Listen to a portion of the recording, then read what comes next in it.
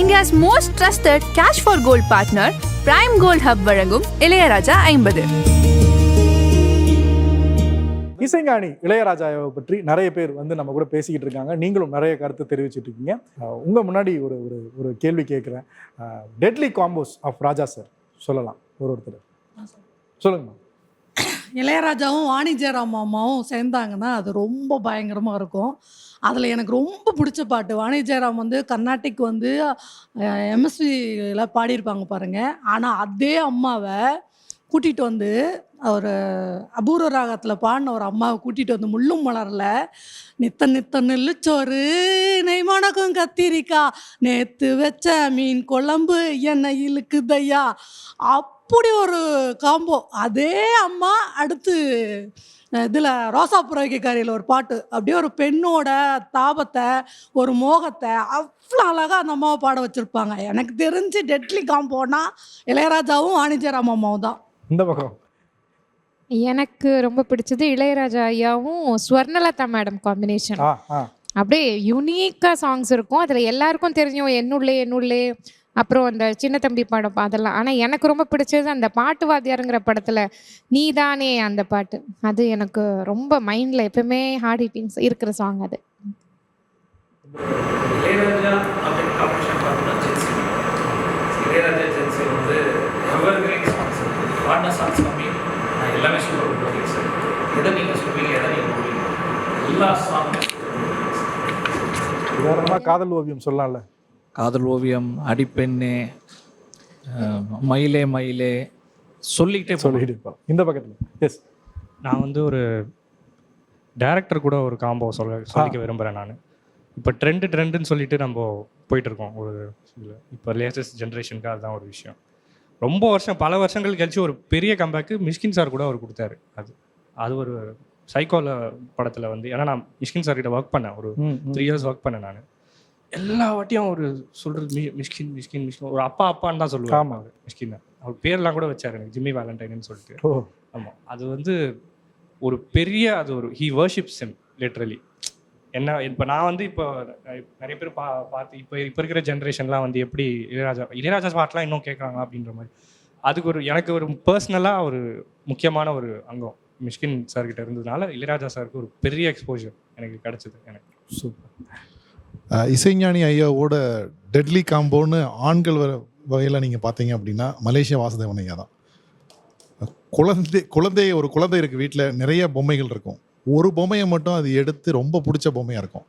அதை எடுத்து போட்டு திருகி புழிஞ்சு நாசம் பண்ணும். அந்த மாதிரி அவரை போட்டு உயிரை வாங்கி பாட்டை வாங்கியிருப்பார். ஒரு சில பாடல்லாம் நம்ம ஒலி வரும்போது மூச்சை நம்ம வெளியே விட்டு தான் நம்ம பாடும். ஒரு பாடல் முழுக்க மூச்சை உள்ளெழுத்துட்டே பாடுவார். அப்படி ஒரு பாட்டு கொடுத்துருக்காரு.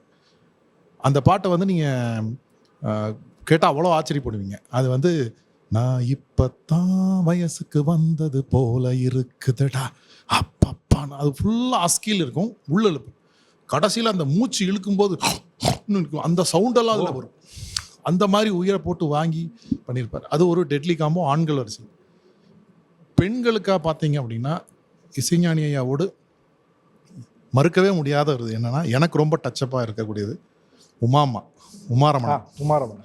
அவங்களுக்கு அந்த மாதிரி ஒரு சாங் எங்கேயுமே நீங்கள் வேற இருக்கும். பட் ஆனால் அந்த பாட்டை நீங்கள் கேட்டுட்டீங்க அப்படின்னா அதெல்லாம் மங்கின மாதிரி ஒரு ஃபீல் வரும்.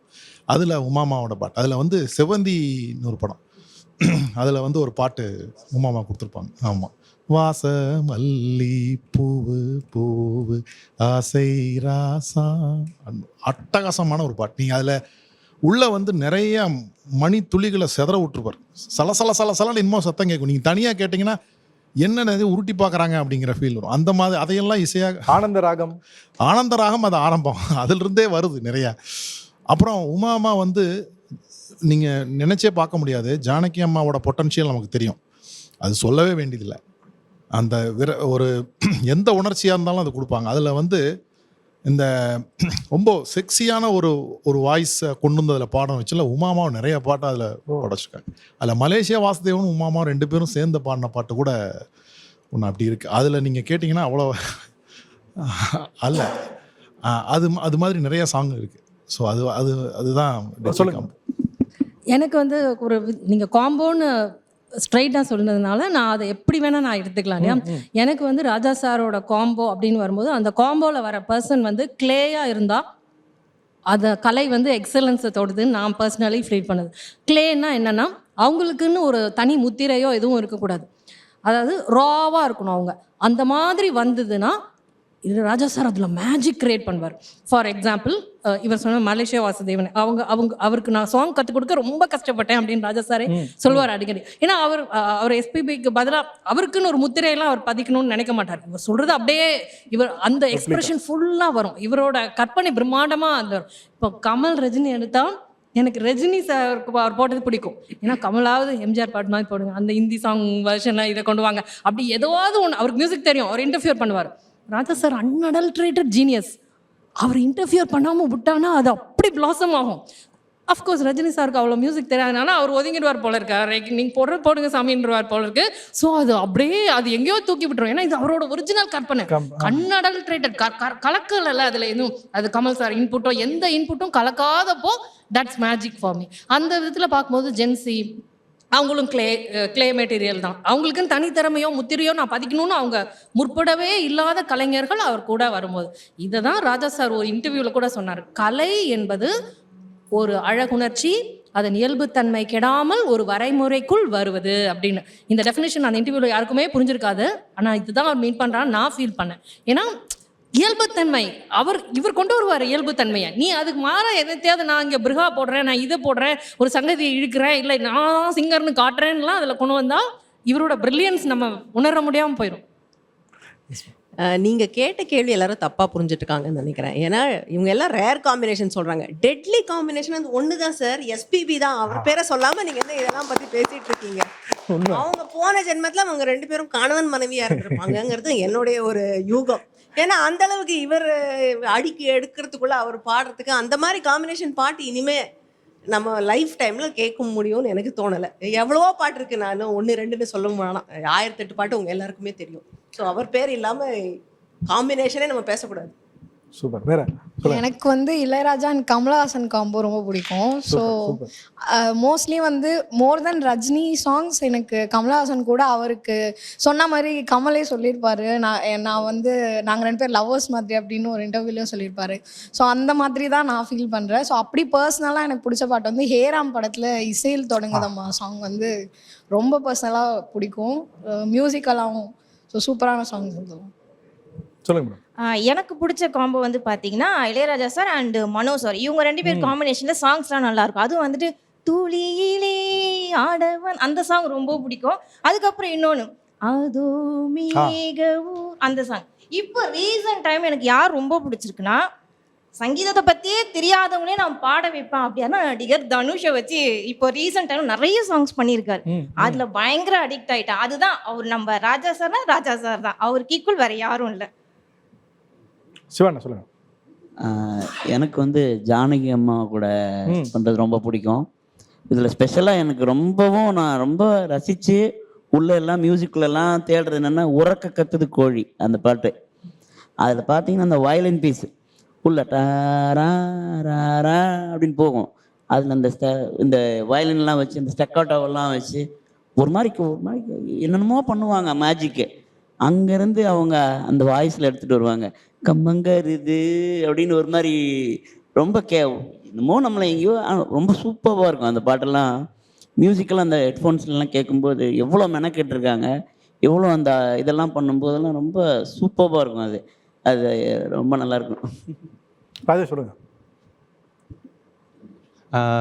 அதான் டெட்லி காம்போன்றதே வந்து Raja sir, Balu sir, Janaki madam இல்லாத அந்த மற்றதெல்லாம் அஃப்கோர்ஸ் அதெல்லாமே வந்து கிவன் தான்.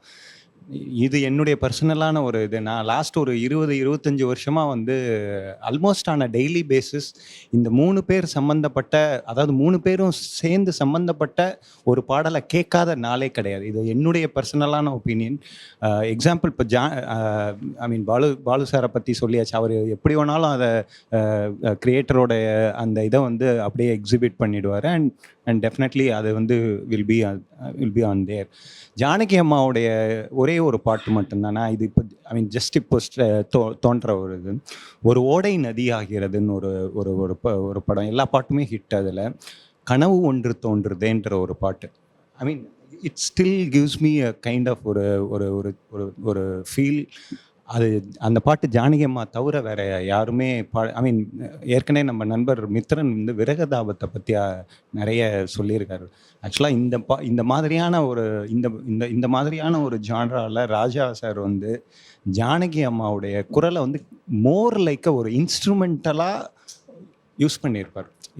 அவர் வந்து ஜானகி அம்மா வந்து ஒரு சிங்கராக பார்க்குறன்றத ஒரு தாண்டி அவர் வந்து ஹி சீஸ் ஜானகி அம்மா as another instrument who can be எப்படி வேணாலும் வந்து நம்ம இது பண்ணலாம். ஸோ இது வந்து டக்குன்னு எனக்கு கனவு ஒன்று தோன்றுறதுன்ற சாங் நீங்கள் ஜஸ்ட்டு போய் கேட்டு பாருங்கள். சொல்லுங்கள் கிருஷ்ணன். எல்லா பாயிண்ட்ஸும் எல்லாருமே கவர் பண்ணிட்டாங்க. பட் நான் சொல்கிறது வந்து ஒரு யூனிக் காம்போ.